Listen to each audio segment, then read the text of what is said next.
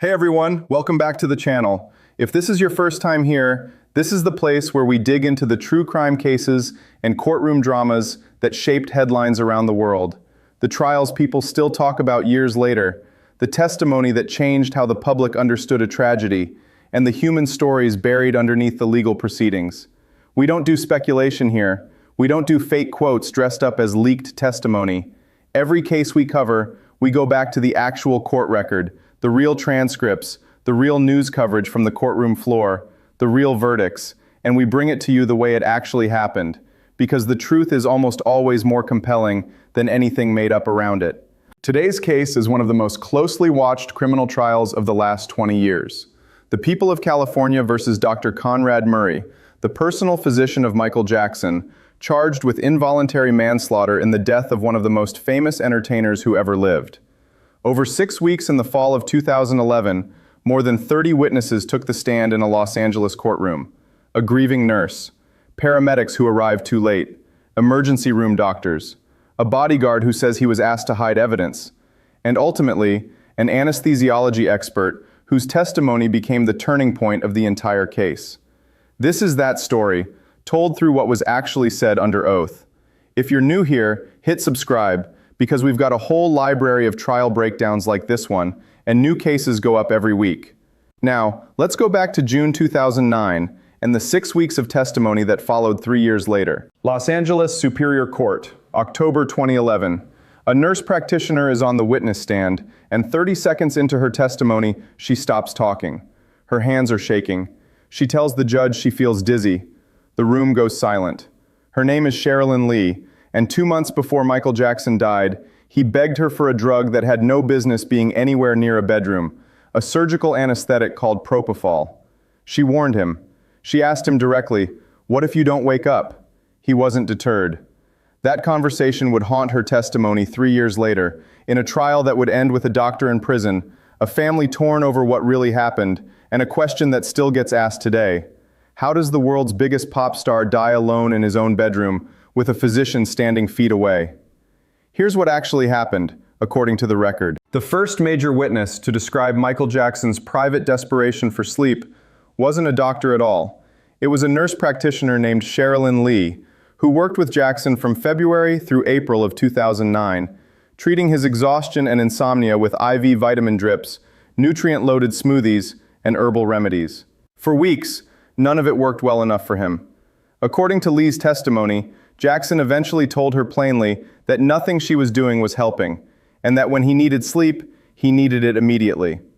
That's when he brought up a drug most people had never heard of, Diprivan, the brand name for propofol, an anesthetic used to put surgical patients under, never intended for use outside an operating room. Lee said she didn't even know what the drug was at first.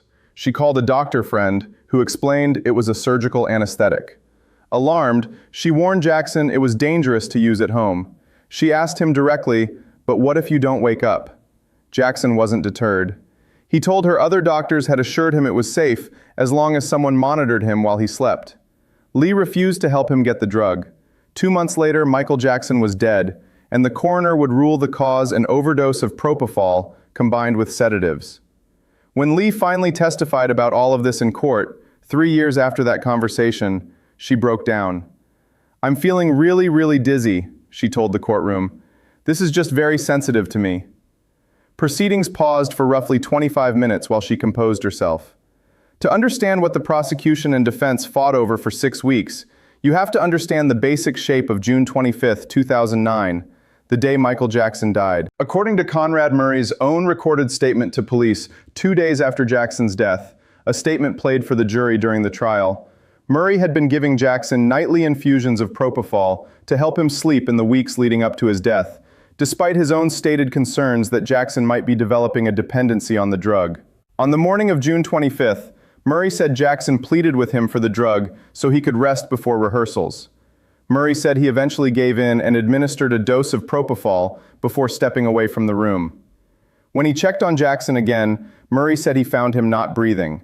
He began CPR, but told police the room's phones didn't work, so he couldn't immediately call for help. He said he tried to revive Jackson himself for several minutes, administered a drug called flumazanil to try to counteract sedatives already in Jackson's system, and then called down to security for help, rather than calling 911 first. That order of events, treating the patient himself for an extended period before requesting emergency services, became one of the central threads prosecutors pulled on throughout the trial. One of the most damaging witnesses for the prosecution was Alberto Alvarez, a member of Jackson's security team who was among the first people into the bedroom after Murray raised the alarm. Alvarez testified that when he entered the room, he found Jackson lying on the bed while Murray performed CPR with one hand. According to Alvarez, before he was told to call 911, Murray asked him to gather medicine vials from a nightstand and put them into a bag, and to remove an IV bag from its stand, a bag which Alvarez said appeared to contain a bottle of propofol. Alvarez recalled thinking, at the time, that they were simply packing to go to the hospital, not realizing until later how significant those items would become to investigators. The defense pushed back hard on this account. They pointed out that Alvarez hadn't mentioned any of this, the vials, the propofol bottle, being asked to hide anything, in his first statement to detectives on the day Jackson died. It only came up in a later interview, months after the cause of death had already been made public. Detectives who took his original statement confirmed on the stand that he hadn't mentioned it at first. No fingerprints connecting Alvarez to the evidence in question were ever found. The defense argued this timeline undercut his credibility. The prosecution argued it reflected the confusion and trauma of the moment, only sorted out once Alvarez had time to process what he'd witnessed.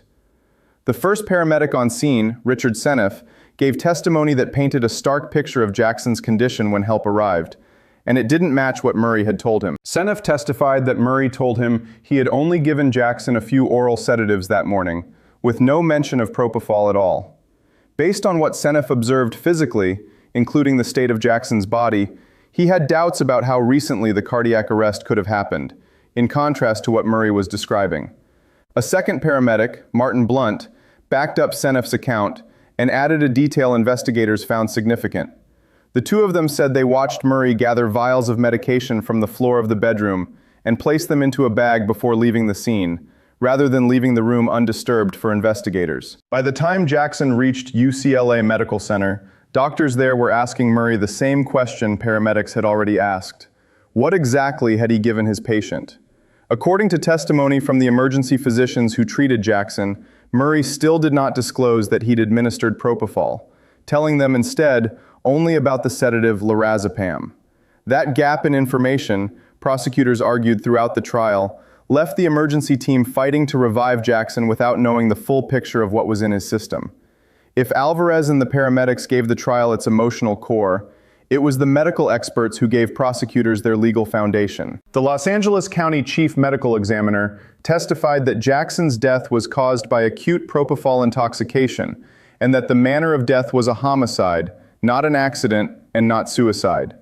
The medical examiner also challenged one of the defense's central arguments directly, that Jackson may have injected himself with a fatal dose while Murray was out of the room.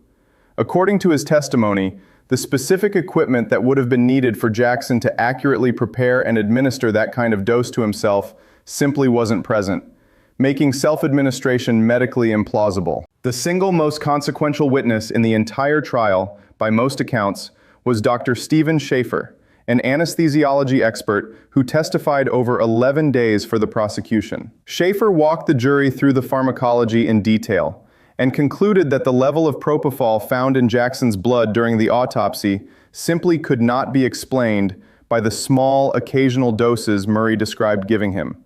According to Schaefer, the only scenario that fit the evidence was that Jackson had received a continuous overdose through an IV drip that Murray had set up, precisely the kind of unsupervised, unmonitored setup that anesthesiology guidelines exist to prevent. Under cross-examination, Schaefer was pressed on whether Murray could still be considered the direct cause of death, even if Jackson had also swallowed sedatives on his own.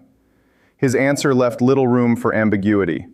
As the physician who brought propofol into a private home, started an IV, and then left his patient unsupervised, he considered Murray responsible, as he put it, for every drop of both drugs in that room. Beyond the clinical and forensic testimony, The trial also became a venue for the people closest to Michael Jackson to describe what they'd witnessed in his final months. Kenny Ortega, the director working on Jackson's planned comeback concert series, testified that in the weeks before Jackson's death, he'd grown concerned about the singer's condition, describing him as noticeably fatigued and at times disoriented.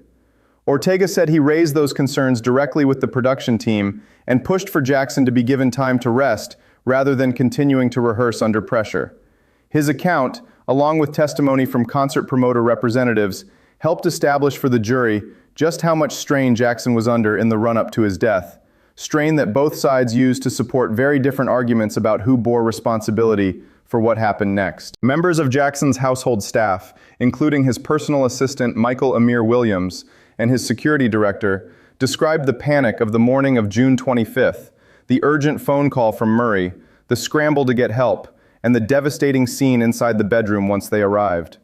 Jackson's children, Prince and Paris, were reported by witnesses to have been in the house that day, and their visible distress was described by more than one person who testified. Members of Jackson's family, including his mother and siblings, also appeared during related civil proceedings in the years that followed, speaking about the pressures they believed had surrounded Jackson during the final stretch of his life, and about the warning signs some of them said they wished they had understood sooner.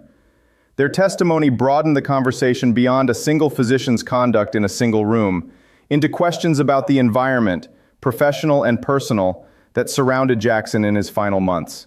After 8 hours of jury deliberation, Conrad Murray was found guilty of involuntary manslaughter on November 7, 2011.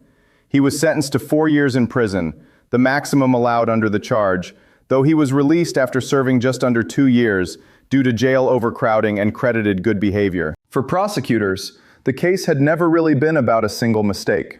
It was about a pattern. Propofol brought into a home with none of the monitoring equipment a hospital would require, a doctor who left his patient alone in the room, and, according to multiple witnesses, critical information about what had actually been administered that was not shared with the very people trying to save Jackson's life in his final hour. The defense maintained throughout that Jackson bore responsibility for his own death, arguing he had access to drugs and may have taken more than Murray was aware of. The jury, in the end, didn't see it that way. More than a decade later, the Conrad Murray trial is still one of the most detailed public records of exactly what happens when addiction, fame, medical ethics, and enormous professional pressure collide in the same room. It's rare for a case to combine forensic pharmacology, eyewitness accounts from paramedics and security staff, and testimony from a global icon's own children, all in the same courtroom.